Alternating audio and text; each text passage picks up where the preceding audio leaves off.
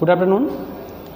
Urmila Devi PG college से मैं Rajneesh Pandey BA प्रथम वर्ष के छात्र छात्राओं को इकोनॉमिक सब्जेक्ट के फर्स्ट पेपर जिसका नाम माइक्रो इकोनॉमिक एनालिसिस है, आज इसके अंतर्गत हम एक नए टॉपिक के साथ उपस्थित हैं।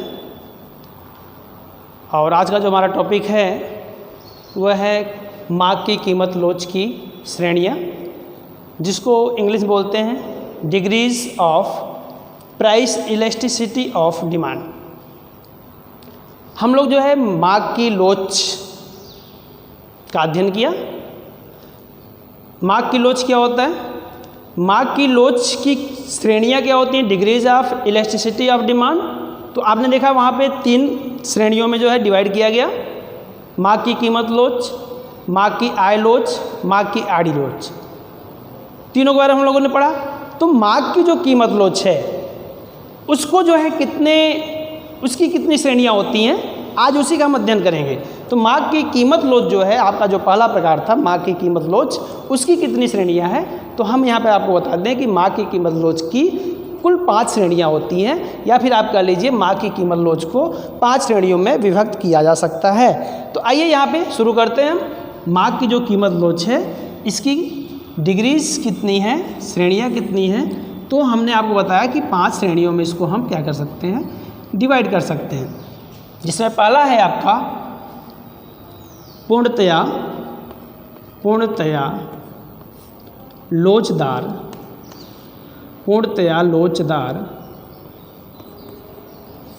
मार्क। दूसरा है अधिक लोचदार मार्ग। तीसरा है इकाई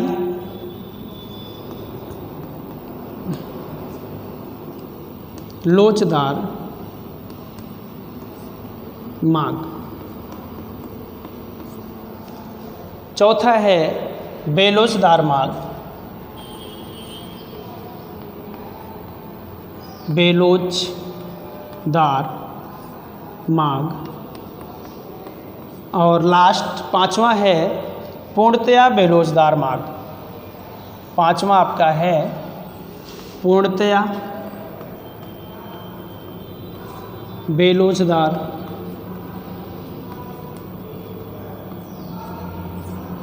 मार्ग। पूर्णतया बेलोचदार मार्ग। ठीक, आइए हम एक पे चर्चा करते हैं। प्रत्येक 5 आपने यहाँ पे देखा 5 प्रकार या 5 श्रेणियों में जो इसको डिवाइड किया गया, 5 को जो है हम एक करके अध्ययन करते हैं। तो आइए शुरू करते हैं। सबसे पहला जो आपका है, पहला फुल इलास्टिसिटी डिमांड, पूर्णतया लोचदार मार्ग। पूर्णतया लोचदार मार्ग। पूर्णतया लोचदार मार्ग। पूर्णतया लोचदार मार्ग जो होता है इसको हम अनंत लोचदार मार्ग भी बोलते हैं, क्योंकि यहाँ पे ईडी इक्वल टू इन्फिनाइट होता है। ईडी अर्थात मार्ग की लोच जो है वो क्या होता है, अनंत होता है, इसलिए इसको हम अनंत लोचदार मार्ग भी कहते हैं। अब पूर्णतया लोचदार मार्ग क्या है, इसको समझने से पहले मैं एक बार आपको बता दूं कि जो मार्ग की कीमत लोच क्या होता है। मार्ग की कीमत लोच क्या बताता है हमको? मार्ग की कीमत लोच वस्तु की कीमत में आनुपातिक परिवर्तन से वस्तु की मांग में जो आनुपातिक परिवर्तन होता है इसी को हम क्या कहते हैं, मार्ग की कीमत लोच कहते हैं। मार्ग का नियम क्या कहता है? वस्तु की कीमत में परिवर्तन होने से मांग में कितना परिवर्तन होता है, यह जो है क्या कहलाता है, मार्ग का नियम कहलाता है। मार्क का नियम क्या करता है, केवल परिवर्तन की दिशा को बताता है कि यक्स वस्तु की कीमत बढ़ रही है तो यक्स वस्तु की मांग क्या हो रही है, घट रही है। यानी कीमतें वस्तु की बढ़ रही हैं तो उसका मांग क्या हो रहा है, घट रहा है। कीमतें घट रही हैं तो मांग उसका बढ़ रहा है, यदि अन्य बातें समान रहें तो। ये केवल मांग का नियम बताता है। मांग का नियम मतलब उसमें परिवर्तन, जो मांग में जो परिवर्तन होता है उसकी केवल दिशा को बताता है, उसकी मात्रा को नहीं बताता। कितनी मात्रा में परिवर्तन होता है ये बात मांग का नियम नहीं बताता। ये कौन बताता है, ये मांग की लोच बताता है कि कितनी मात्रा में परिवर्तन हुआ है ना। कीमतें बढ़ने से मांग कितनी मात्रा में कमी हुई है ना, और कीमतें जो है घटने से, इसमें बढ़ने से इसमें कमी तो होगी, ये तो निश्चित है, मांग का नियम बताता है। लेकिन कितनी मात्रा में कमी होती है ये मांग की कीमत लोच बताएगा। इसमें कमी होने से इसमें वृद्धि तो होगी, लेकिन कितनी मात्रा में वृद्धि होगी ये कौन बताएगा, ये मांग की कीमत लोच बताता है। और एक बात मैं यहाँ पे आपको बता दूँ कि कीमतों में वृद्धि होने से या कमी होने से मांग में जो परिवर्तन होता है वह हर वस्तुओं की एक जैसी नहीं होती। उपभोक्ता जितनी वस्तुओं का जो है उपभोग करता है उन सारी वस्तुओं में ये एक जैसा नियम काम नहीं करता है कि जैसा एक वस्तु में परिवर्तन होता है मांग में वैसा ही परिवर्तन सारी वस्तुओं में होगा, ऐसा नहीं है। हर वस्तुओं का जो है जो चेंजिंग होता है, परिवर्तन होता है ना, कीमतों के सापेक्ष जो परिवर्तन होता है उसके मांग में वो अलग अलग होता है। जो अलग अलग होता है इसी को 5 श्रेणियों में डिवाइड किया गया है। यही बात, परिवर्तन जो होता है वो क्या होता है, भिन्न भिन्न होता है। किसी वस्तु की मांग में ज़्यादा परिवर्तन हो जाता है कीमतें जो है कीमतों में परिवर्तन होने से, और किसी वस्तु की मात्रा में क्या होता है, कम परिवर्तन होता है। किसी में नगण्य परिवर्तन होता है, किसी में बहुत ज़्यादा परिवर्तन हो जाता है। तो इसी के आधार पर जो है मांग की जो कीमत लोच है इसको हमने 5 श्रेणियों में डिवाइड किया है, ठीक है ना। जिसमें पहला आपका परिवर्तन के आधार पर जो है या इसकी जो है श्रेणियों के आधार पर मैं आपको बताऊं, जो पहला इसका जो है श्रेणी है मांग की कीमत लोच की, वो आपका क्या है, पूर्णतया लोचदार मांग। मैंने यहाँ पे आपको समझाने का प्रयास किया, इसी के आधार पर जो है हम यहाँ पे बात करेंगे। पूर्णतया लोचदार मांग क्या होता है, जब किसी वस्तु की कीमत में कोई परिवर्तन नहीं होता, अर्थात परिवर्तन होता भी है तो सूक्ष्म परिवर्तन होता है, नगण्य परिवर्तन होता है। ऐसी स्थिति में वस्तु की मांग में जो परिवर्तन होता है इसी को हम क्या कहते हैं, उस वस्तु की मांग, उस ऐसी स्थिति में उस वस्तु की मांग क्या होती है, पूर्णतया लोचदार मांग होती है। कीमतों में कोई परिवर्तन नहीं होता या परिवर्तन होता भी है मान लीजिए तो नगण्य परिवर्तन होता है। इसका मतलब है कीमतें क्या होती हैं, वो फिक्स्ड होती हैं। कीमतें क्या होती हैं, फिक्स्ड होती हैं, मतलब स्थिर होती हैं। और कीमतों के स्थिर रहने पर जब मांग में ही केवल क्या होता है, चेंजिंग होता है। केवल मांग में ही क्या होता है, चेंजिंग होता है, परिवर्तन होता है। तो इस प्रकार के मांग को हम क्या कहते हैं, पूर्णतया लोचदार मांग कहते हैं। फिर समझने की कोशिश करिए इसको। मैंने आपको बताया कि पूर्णतया लोचदार मांग क्या है, पूर्णतया लोचदार है, अनंत मांग लोच है। मांग का जो लोच है वो क्या है, अनंत है।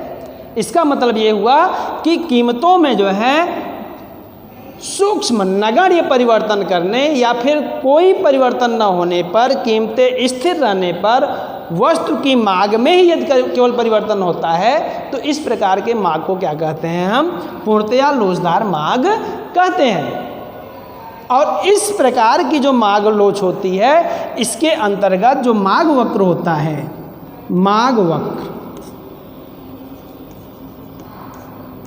जिसको डिमांड करो बोलते हैं, जिसको हम डीडी से दर्शाते हैं, ये कैसा होता है, ये क्षैतिजी होता है। कैसा होता है, क्षैतिजी होता है, या फिर आप कह लीजिए एक्स अक्ष के समांतर होता है। पूर्णतया लोचदार मार्ग के अंतर्गत जो मार्ग वक्र होता है वह क्षैतिजी होता है। ये क्षैतिजी ऐसे, इसको क्षैतिजी बोलते हैं, और ऐसे ऐसे जो होता है ऊपर नीचे वो क्या होता है, ऊर्ध्वाधर होता है ना, लंबवत होता है या ऊर्ध्वाधर होता है। क्षैतिजी होता है मतलब इस प्रकार का होता है ना। तो मार्ग वक्र क्या होता है, क्षैतिजी होता है, या फिर कह लीजिए कि एक्स अक्ष के क्या होता है, ये समांतर होता है, पैरेलल होता है। ठीक है, तो इस प्रकार की जो मार्ग होती है क्या कहलाती है, आपकी पूर्णतया लोचदार मार्ग कहलाती है। आइए इसको जो है हम रेखा चित्र के द्वारा समझने का प्रयास करते हैं। ठीक है, रेखा चित्र के द्वारा इसको समझने का प्रयास करें हम। तो यहाँ पर एक हम रेखा चित्र बनाएंगे इस तरीके से।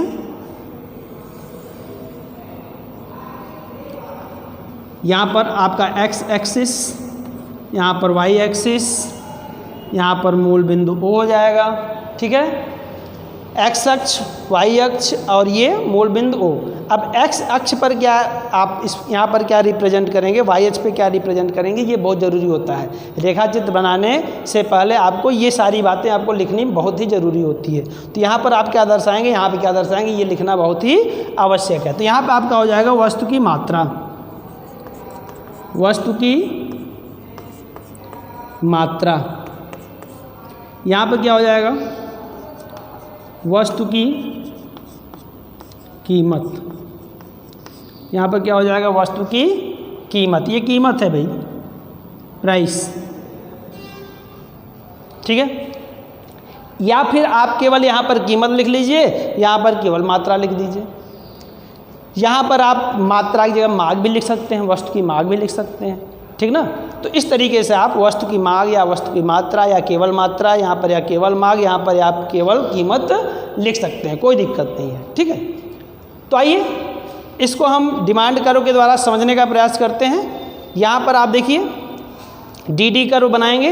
अब डी कर्व का आकार कैसा होगा, यहाँ पर आपको लिखा हुआ है कि क्षैतिजी होता है, अर्थात एक्स अक्ष के समांतर होता है। अब एक्स अक्ष क्या है, ये एक्स अक्ष है ना, इसको एक्स अक्ष या ओ एक्स अक्ष भी बोल सकते हैं। इसका नाम आप ओ एक्स अक्ष भी बोल सकते हैं, इसको आप ओ वाई अक्ष भी बोल सकते हैं, या केवल वाई अक्ष और केवल एक्स अक्ष बोल सकते हैं। तो इसके समांतर आप क्या करेंगे, एक रेखा खींचेंगे, कर्व खींचेंगे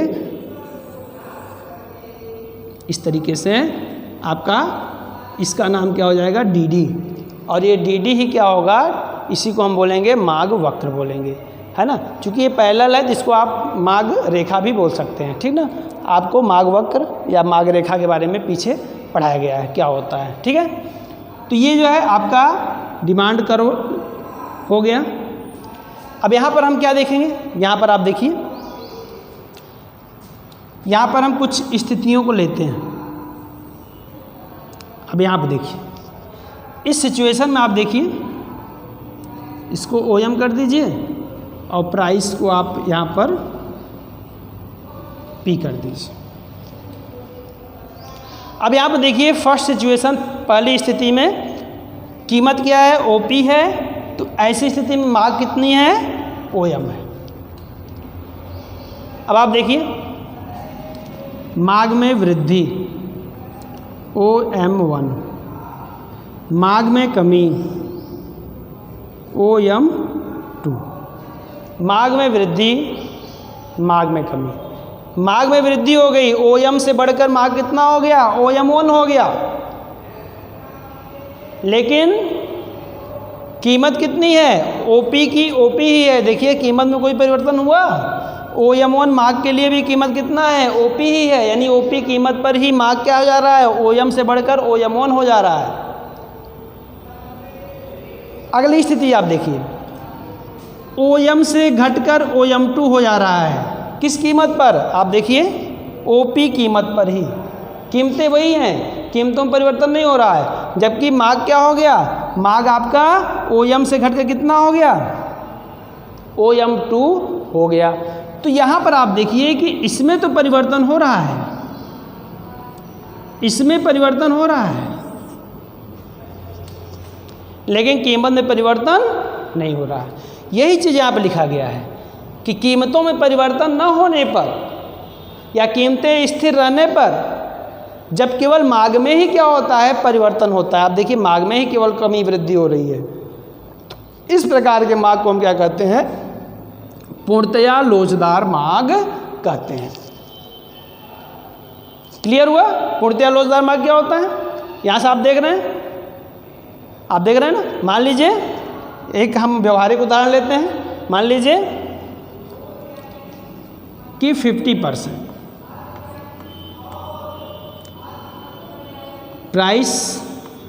प्राइस में जो परिवर्तन है वो 0%, लेकिन डिमांड में परिवर्तन कितना हो गया, 50%। अब इसको आप वृद्धि या कमी कर सकते हैं। एक बार आप वृद्धि दिखा सकते हैं, एक बार कमी दिखा सकते हैं। 50% परिवर्तन हो रहा है, मांग में 50% की वृद्धि हो जा रही है। कीमतों में परिवर्तन शून्य है, कीमतों में परिवर्तन नहीं है। और इसमें क्या हो गया, परिवर्तन हो गया, 50% हो गया, है ना। वृद्धि हो गई या कमी हो गई, कुछ भी आप कर सकते हैं। कमी के लिए भी, वृद्धि के लिए भी, दोनों स्थितियाँ। आप देखिए यहाँ पे वृद्धि डेल्टा क्यू, यहाँ पे हमने डेल्टा डी लिख दिया, आप डेल्टा क्यू भी लिख सकते हैं, कोई दिक्कत नहीं। डेल्टा क्यू है ना 50%। आप इसका फार्मूला याद करिए, ईपी क्या होता है, ईपी का फार्मूला याद करिए क्या होता है। ईपी, ईडी या ईपी करके बोल सकते हैं आप। मार्ग की कीमत लोच क्या था, मार्ग में परिवर्तन बटे कीमत परिवर्तन, डेल्टा क्यू बटे क्यू पूरे बटे डेल्टा पी बटे पी, यही फार्मूला था। या इसी को आप इस तरीके से लिख सकते थे कि डेल्टा क्यू बटे क्यू इंटू डेल्टा, ये पलट जाएगा, पी बटे delta Q, sorry delta P. या इसी को हम लिख सकते हैं डेल्टा क्यू बटे डेल्टा पी इंटू पी बटे क्यू। अब यहाँ पर आप देखिए, परिवर्तन डेल्टा क्यू, मांग में परिवर्तन, मांग परिवर्तन कितना हो रहा है 50%, लेकिन कीमत परिवर्तन कितना हो रहा है 0। जब 0 से डिवाइड करेंगे तो क्या होगा, वो अपरिभाषित होता है। किसी भी संख्या हम 0 से भाग देंगे तो क्या होगा, इन्फिनाइट आएगा, अनंत आएगा, उसको आप अपरिभाषित बोल सकते हैं। तो ये अनंत, 0 से भाग देंगे तो अनंत आता है। तो इस तरीके से मार्ग की कीमत लोच क्या हो जाती है, अनंत हो जाती है ना। इस सिचुएशन में ये ईडी क्या हो जाता है, अनंत हो जाता है। इसलिए पूर्णतया लोचदार मार्ग को क्या कहते हैं हम, अनंत लोच मार्ग भी बोलते हैं। क्लियर हो गया? यहाँ पर मैं आपको बता दूं कि मार्ग की जो पूर्णतया जो लोचदार मार्ग है, ये वास्तविक जीवन में आपको देखने को नहीं मिलता। इसका व्यवहारिक महत्व तो नहीं है, यह केवल मार्ग की लोच की उच्चतम सीमा को बताता है। ये क्या बताता है, मार्ग की लोच की उच्चतम सीमा को बताता है कि मार्ग की लोच कितनी होती है, अनंत तक होती है। तो इसकी केवल उच्चतम सीमा को बताता है, बाकी इसका कोई व्यवहारिक महत्व नहीं है। ठीक है, आइए अब हम अगले श्रेणी की तरफ चलते हैं। दूसरा जो है आपका अधिक लोचदार मार्ग, तो आइए इस पर भी हम चर्चा करते हैं।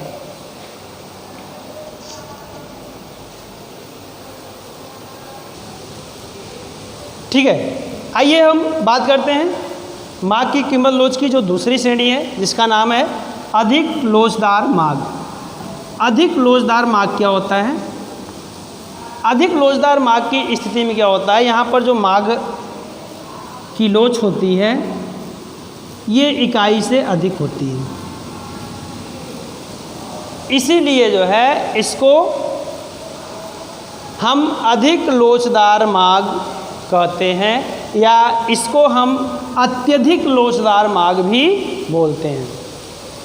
केवल लोचदार मार्ग भी आप बोल सकते हैं। लोचदार मार्ग शब्द यदि बोला जा रहा है तो समझ लीजिए कि किसके लिए है, ये अधिक लोचदार मार्ग के लिए ही है।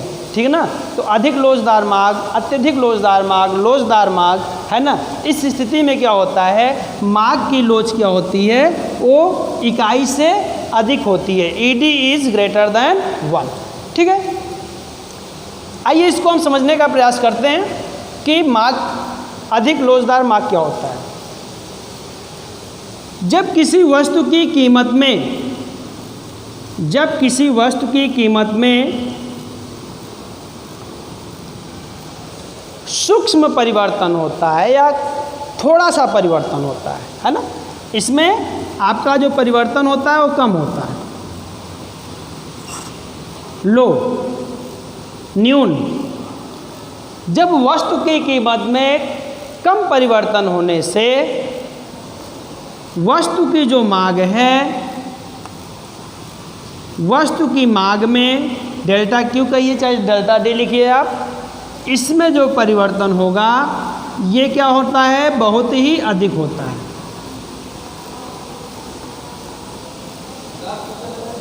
तो इस प्रकार के मार्ग को क्या कहते हैं? अधिक लोचदार मार्ग कहते हैं। ठीक ना? अर्थात कहने का तात्पर्य क्या है? कहने का तात्पर्य है कि जब वस्तु की कीमत में थोड़ा सा परिवर्तन होने पर उसकी मांग में बहुत अधिक परिवर्तन हो जाता है। इसका मतलब क्या हुआ? इसका मतलब ये हुआ कि वस्तु की कीमत में कम वृद्धि होने पर वस्तु की मांग में क्या होता है? अधिक वृद्धि हो जाती है ना? सॉरी, जब वस्तु की कीमत में कम वृद्धि होने पर क्या होता है? वस्तु की मांग में क्या होती है? कमी होती है। वृद्धि होने पर कमी होगी, अधिक कमी हो जाती है। और वस्तु की कीमत में कमी होने पर, जो कमी है वो थोड़ा सा कमी होने पर, है ना, वस्तु की मांग में क्या होता है? वृद्धि होगी, कमी होने वृद्धि होगी, तो उसमें जो वृद्धि होगी बहुत अधिक होती है। तो इस प्रकार का जो मांग की लोच होती है इसको हम क्या कहते हैं? अधिक लोचदार मांग कहते हैं। क्लियर हुआ? आइए इसी को जो है हम रेखा चित्र के द्वारा समझने का प्रयास करते हैं कि अधिक लोचदार मार्ग की स्थिति में जो है किस तरीके से हम इसको एक्सप्लेन करते हैं रेखा चित्र के द्वारा। तो देखिए यहाँ पर हम रेखा चित्र बनाएंगे इस तरीके से। यहाँ पर आपका एक्स एक्सिस होगा, यहाँ पर ओ, यहाँ पर वाई, यहाँ पर क्या होगा? वस्तु की कीमत होगी, यहाँ पर वस्तु की मात्रा होगी। ठीक है? यहाँ पर आप देखिए कि मार्ग की लोच क्या है? अधिक लोचदार। मार्ग कैसा है? अधिक लोचदार है। अधिक लोचदार है तो इसको जो आप वक्र बनाएंगे कुछ इस तरीके से बनाएंगे, इस तरीके से, यानी इसका जो स्लोप होगा, इसका जो ढाल होगा वो क्या होगा? कम होगा। इसकी जो ढाल आप देख रहे हैं, ढाल ऐसे होता है नीचे की तरफ, है ना, तो जो ढाल है वो आप देख रहे हैं आप, इसका ढाल क्या है? कम दिख रहा है आपको, है ना भाई? ढाल इस तरीके से होता है। ये क्या है? इसमें शून्य ढाल है। अभी जो आप पढ़ रहे थे यहाँ पे पूर्णतया लोचदार मार्ग, यहाँ पर मार्ग की लोच में क्या है? ढाल कितना है? शून्य है, जीरो। ये चूँकि क्षैतिजी है, जो क्षैतिजी होता है उसमें ढाल बिल्कुल नहीं होता है ना? क्षैतिजी में ढाल बिल्कुल नहीं होता, स्लोपिंग नहीं होता, बिल्कुल जीरो होता है। तो यहाँ पे शून्य ढाल होता है इसका। लेकिन आप इसको जैसे ही आप झुकाना शुरू करते हैं ऐसे, ये क्या होता है? ये ढाल को दिखाता है, ये ढाल को दिखाता है। यहाँ पे ढाल कम है, यहाँ पे थोड़ा बढ़ रहा है, बढ़ रहा है, बढ़ रहा है। यहाँ पे क्या हो जाएगा? बहुत अधिक ढाल हो जाएगा, है ना? ऐसी स्थिति में ढाल क्या हो जाता है? बहुत अधिक हो जाता है। तो इस तरीके से यहाँ पर जो ढाल हो जाएगा वो एक प्रकार से कर लीजिए अनंत ढाल हो जाएगा, है ना? तो यहाँ पर जो आप ढाल देख रहे हैं कैसा ढाल है? ये ढाल जो है आपको थोड़ा सा ढाल दिख रहा है, कम ढाल दिख रहा है। तो यहाँ पर अधिक लोचदार मार्ग में जो मार्ग वक्र का जो ढाल होगा वो क्या होता है? कम होता है। ठीक है, ये चीज़ डी। अब यहाँ पर देखिए हम कुछ स्थितियाँ यहाँ पर लेते हैं,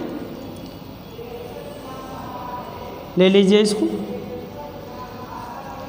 ठीक है, यहाँ पर आप इसको आप P1, इसको आप P2, ठीक।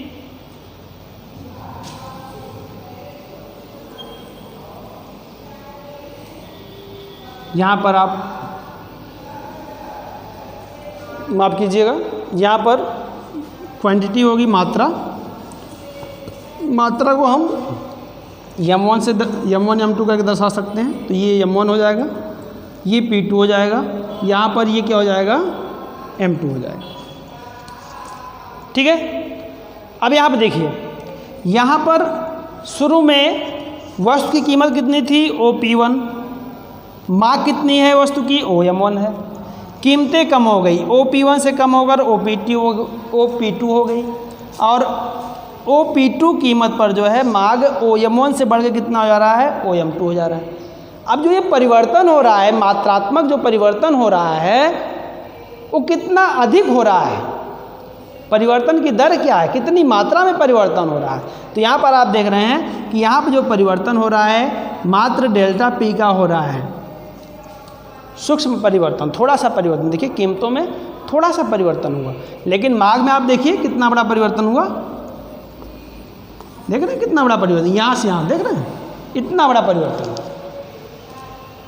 यानी थोड़ा सा कीमत में थोड़ा सा परिवर्तन कर देने से मांग में बहुत ज़्यादा परिवर्तन हो जाता है। तो यही क्या कहलाता है, आप अधिक लोचदार मांग। यही चीज़ यहाँ पर आपको मैंने समझाया कि कीमतों में कम परिवर्तन होने से मांग में अधिक परिवर्तन होता है। यही चीज़ यहाँ पर देख रहे हैं आप, कीमतों में कम परिवर्तन होने से भी क्या है, मांग में अधिक परिवर्तन हो जा रहा है।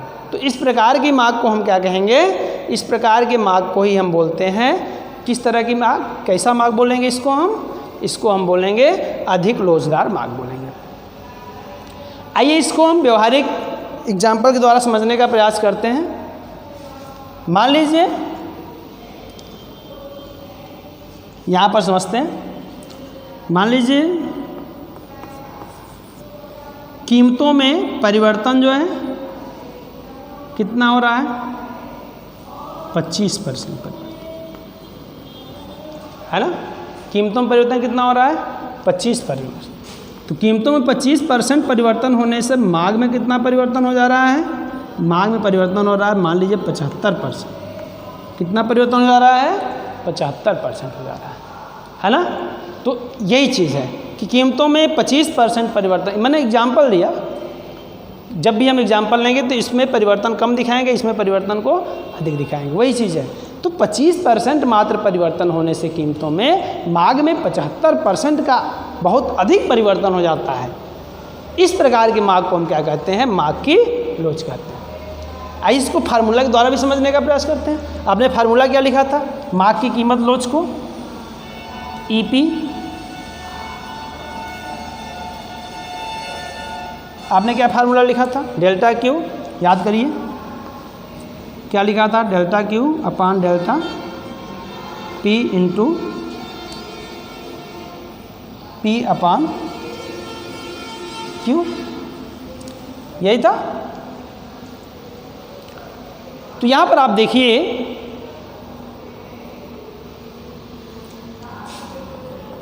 कि डेल्टा Q कितना है, delta Q 25%, sorry 75%, 75। Delta P कितना है, डेल्टा P है मान लीजिए यहाँ पर दिया हुआ डेल्टा P 25। इसको दोनों को बराबर मान लीजिए, यहाँ पर बराबर भी मान लेंगे तो कोई दिक्कत नहीं होगा। इसको बराबर मान लीजिए, 1:1 का रेशियो मान लीजिए, तब पर भी आप देखिए 25 का 25, 25 दिया 75, कितना आ रहा है, 3 आ जा रहा है। कितना, 3 आ जा रहा है। इसका मतलब क्या हुआ, इसका मतलब ये हुआ कि इसका जो वैल्यू आ रहा है मांग की लोच की, कितनी आ रही है, 3। 3 का मतलब क्या हुआ कि ये 1 से अधिक आ रहा है, 1 से अधिक आ रहा है। तो 1 से अधिक होने के कारण ही इसको हम क्या कहते हैं, अधिक लोचदार मांग या अत्यधिक लोचदार मांग इसको हम कहते हैं। क्लियर हुई बात। तो ये जो है मैंने आपको यहाँ पर बताया कि अधिक या अत्यधिक लोचदार मांग क्या होता है।